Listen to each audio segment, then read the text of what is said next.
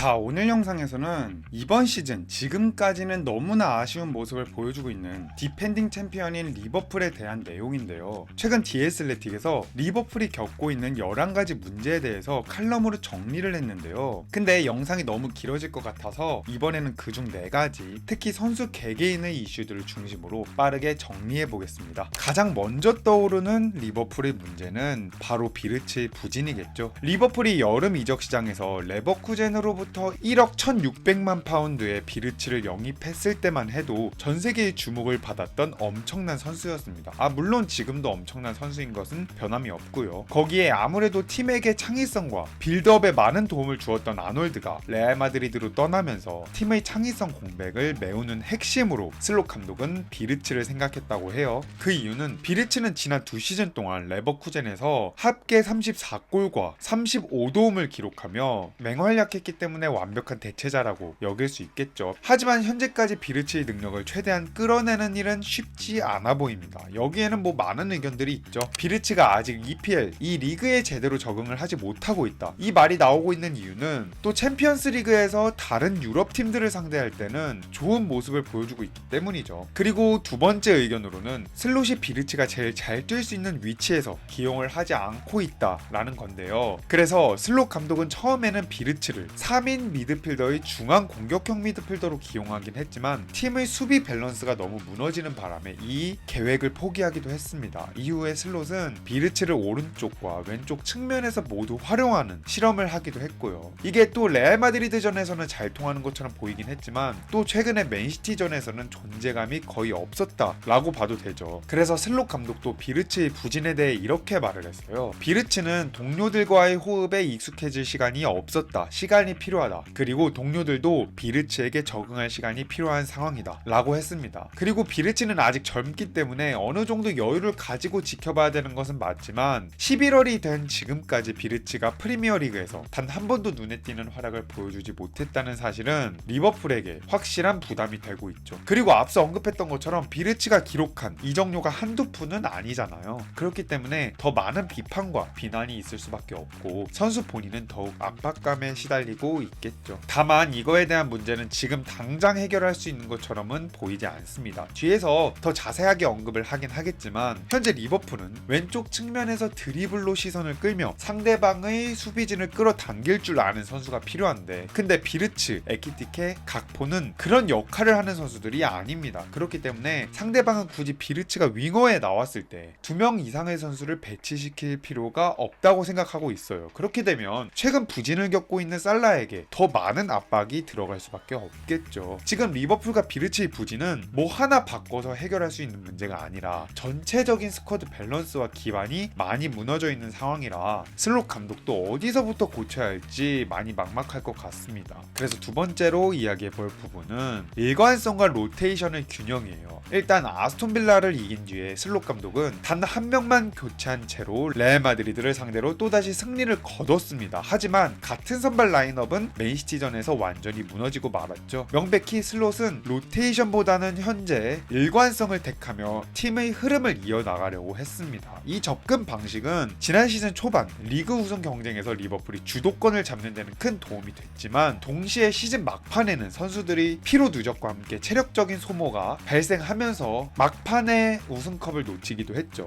거기다가 현재 슬롯 감독은 프리미어리그 감독 중 로테이션 빈도가 가장 낮은 편에 속해요. 슬롯은 리그 경기 선발 명단에 총 15번의 변화를 주었으며 이는 리그에서 6번째로 낮은 수치인데요. 또한 지금까지 총 22명의 선수를 기용했습니다. 물론 모든 대회를 통틀어 보면 슬롯은 이번 시즌 더 많은 로테이션을 시도하고 있긴 해요. 거기다가 무조건 스쿼드의 모든 선수들을 기용한다고 좋은 건 아니죠. 아직 시즌이 중반 중후반이 아니기 때문에 팀의 조직력을 이끌기 위해 이런 선택은 어느 정도 합당해 보입니다. 거기다가 이번에 최대 7명의 새로운 선수가 리버풀에 합류를 했잖아요. 그러다 보니 많은 선수들을 기용했을 때 조직력을 한 번에 맞추는 과정이 어려울 수밖에 없기 때문에 더욱더 보수적인 스쿼드 운영을 하는 것 같아요. 지난주까지만 하더라도 이러한 방식, 즉 꾸준한 선발 명단 유지가 리버풀이 마침내 경기력의 안정을 찾았다라는 신호처럼 보이긴 했지만 맨시티전에서 체력적으로 완전히 무너지는 모습을 보이고 말았죠. 그래서 리버풀이 다시 반등을 하기 위해서는 이제 어느 정도 베스트 11 그리고 일관성 일관성을 찾았기 때문에 로테이션 사이에서 완벽한 균형을 찾아야 된다고 생각을 해요. 어차피 리버풀은 리그 우승 경쟁 타이틀에만 참여하는 게 아니라 챔피언스리그, FA컵, 리그컵에서 모두 좋은 성적을 내려고 할 거기 때문에 이 균형을 빠르게 찾는 게 중요해 보입니다.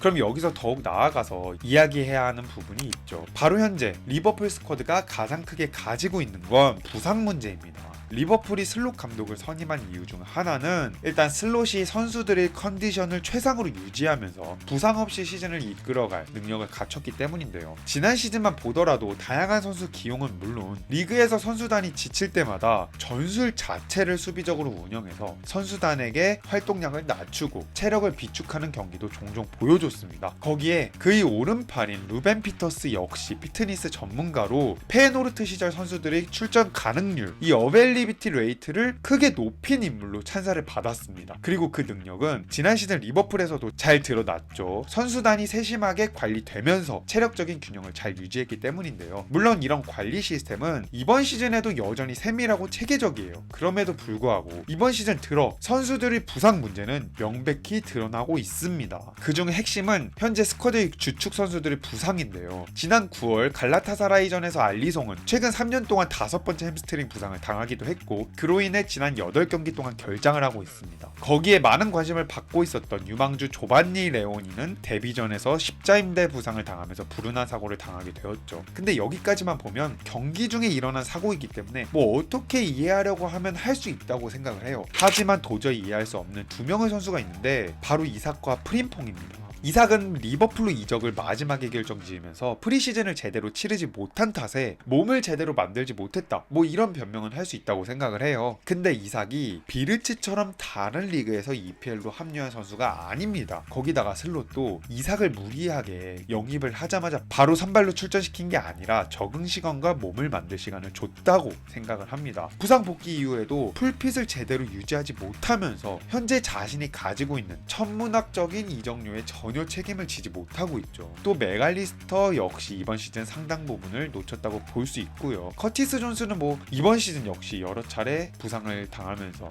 결장을 하고 있습니다. 거기다가 지금 리버풀 시스템에 문제가 제기되고 있는 이유 중 가장 큰 비중을 차지하는 선수가 바로 제리미 프림퐁 때문일 텐데요. 프림퐁은 지난 3년 동안 레버쿠젠에서 단 2경기만 결장할 만큼 강철 체력을 자랑했지만 이번에 리버풀로 이적한 이후에 단 3개월 만에 벌써 2차례 햄스트링 부상을 당했습니다. 그래서 지난 시즌에 슬롯의 가장 큰 장점이라고 불렸던 선수단 관리 능력에 대해 의구심이 생기고 있습니다. 여기에 이삭에 대해 이야기를 좀 더 해보면 알렉산더 이삭은 리버풀 이적 마감일에 구단 사상 최고 이적료인 1억 2,500만 파운드에 영입된 만큼 너무 늦게 합류한 탓에 팀에 완전히 녹아들 때까지 시간이 걸릴 수밖에 없었습니다. 근데 이거에 대해서 계속 강조한 것처럼 슬롯 감독은 이해를 하고 이삭에게 시간을 줬어요. 리버풀 내부에 따르면 따로 이삭을 위해서 특별 피트니스 프로그램을 만들어서 관리를 해줬고요. 그래서 10월 말쯤이면 이삭이 신체적으로 준비가 되어서 팀에게 큰 도움을 주지 않을까 하는 기대감을 가지고 있었다고 해요. 하지만 그 기대는 11월 중순이 되고 있는 아직까지도 실현이 되지 않고 있습니다. 현재 이삭의 리버풀 경력은 모든 대회를 통틀어 단 8경기, 선발 6회, 429분에 불과한 상황이고요. 그의 유일한 골은 카라바오컵 경기에서 2부 리그 팀 사우스햄튼전에서 근거리 득점이었습니다. 리그에서는 단 한 번, 첼시전에서 각포의 골을 도운 어시스트가 유일한 공격 포인트고요. 경기에 나설 때마다 고립된 듯한 모습을 자주 보여줬고 영향력은 미미했습니다. 그래서 슬롯 감독 인터뷰에서 이삭의 프리시즌 준비는 이제 끝났다 라며 기대감을 형성하자마자 이삭은 부상으로 쓰러졌어요. 지난달 프랑크푸르트전에서 사타구니 근육 부상을 입었고 그 이후에 5경기 연속 결장을 했고 훈련에 복귀했음에도 불구하고 맨시티전에서는 벤치에만 머무르게 되었죠. 그래서 지금 A매치 휴식기잖아요. 이때 이삭이 빠르게 몸을 만들고 브레이크가 끝나고 나서 주목해서 봐야 될 것 같고요. 그래서 이번 영상에서는 이렇게 해서 리버풀이 직면한 11가지 문제 중 4가지를 먼저 살펴봤습니다. 그래서 다음 영상에서는 나머지 7가지, 특히 수비 라인과 세트피스 그리고 팀 전체 압박 시스템의 붕괴에 대해서 바로 다뤄보겠습니다. 그러면 2편으로 바로 다시 찾아올게요.